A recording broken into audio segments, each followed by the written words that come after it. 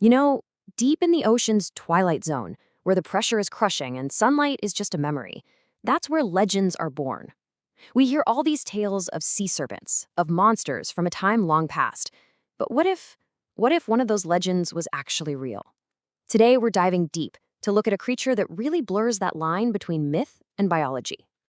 Just try to picture it, a world of constant twilight, thousands of feet below the surface. The pressure is unbelievable, there's basically no light, and the creatures that live there, well, there's something else.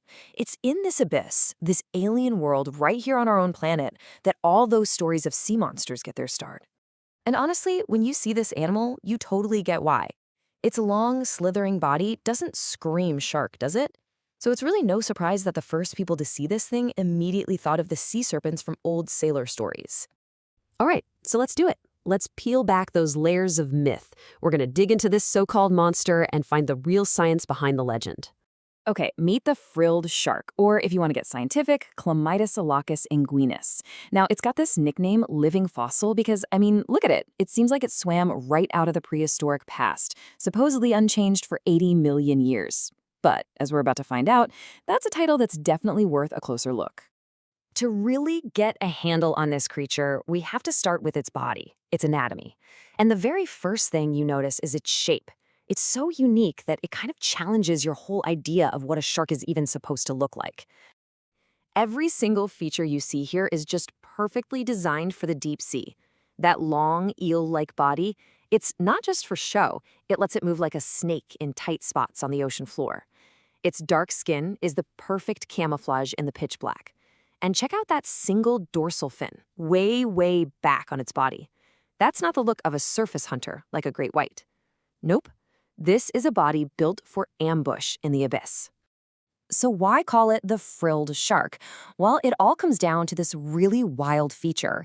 It has 6 pairs of gills, not 5 like most sharks, and the edges look all frilly and fringed. The first pair even connects underneath its throat, which creates this kind of fleshy collar. And that's where it gets its name. But you know, its strangest features are hidden away inside its mouth. And the secret to its hunting power? Well, it can be boiled down to one number, 300. 300 teeth, arranged in 25 neat rows. But it's their design that's just pure nightmare fuel. Each tooth is shaped like a tiny 3-pronged trident, and they all point backward into the shark's throat. This makes a perfect, inescapable trap. Once something like a soft-bodied squid gets in there, there is just no way out. So with a body like that and a mouth like that, how in the world does it hunt where there's almost no light? Let's take a look at its game plan as a predator of the Twilight Zone. This is its turf. It's a lone hunter, patrolling the deep ocean floor, often more than 1,000 meters down. We're talking about a world of crushing pressure and freezing temperatures, where sunlight isn't even a thing. And what's on the menu down there totally reflects that lifestyle. Squid is the main course that makes up about 60% of its meals, but it's not a picky eater. It'll go for bony fish and even other smaller sharks. Some scientists even think it scavenges on dead stuff that drifts down from the surface. So how does it catch its prey, which can be pretty fast? Now, we've never actually seen it hunt in the wild, but based on its body, scientists have a really compelling theory. They believe it hunts like a snake. It's thought to bend its long body into a coil, use its back fins to plant itself, and then boom, it launches forward in a lightning-fast strike, swallowing its victim whole with those super flexible jaws. But the frilled shark's extremes don't stop with how it looks or how it hunts. Oh no, its reproductive cycle is one of the most incredible, most mind-boggling in the entire animal kingdom. If you thought its hunting style was unique, its life cycle is on another level. And it comes down to this number. Get ready for it. 3.5 years. Yep, you heard that right. 3.5 years. That is the longest pregnancy of any vertebrate on Earth. After that incredible marathon, the female gives birth to a small litter of live pups who pop out as perfect little predators, ready to hunt from the moment they're born.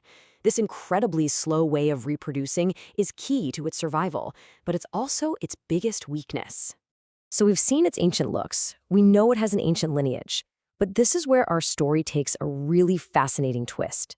Is that living fossil label really accurate? Or has this creature been evolving right under our noses this whole time? Okay, this is where that whole living fossil idea gets tricky. For decades, scientists just assumed its mouth, the fact that it's at the very front of its head, was a primitive trait, a leftover from the earliest sharks. But new research on frilled shark embryos tells a totally different story. The jaw actually starts developing in a position like modern sharks, and then it stretches out as the embryo grows. This suggests its unique mouth isn't some ancient relic. It's actually a highly specialized, more recent adaptation for gulping down big prey in the deep. It's not a fossil, it's a specialist that's still changing. So all of this brings us to today's. What does the future hold for an ancient survivor that we're really just starting to figure out? Well, the threats it faces are very, very modern. The main threat to this creature isn't some bigger, badder predator. It's us. Specifically, it's something called bycatch. As big fishing operations go deeper and deeper, these sharks are getting accidentally scooped up in nets and on lines that are meant for completely different fish. Remember that crazy 3.5-year pregnancy? Well, this is where that becomes a huge problem. Because it reproduces so slowly, the species just can't bounce back easily if its numbers drop. Even losing a few sharks by accident can have a massive impact. Now, its official conservation status is least concern, but scientists all agree we have to keep a very close eye on it, especially as deep-sea fishing keeps expanding. So we're left with this question. The frilled shark isn't a sea monster. It's a highly specialized survivor, a creature with evolutionary secrets we are still unlocking.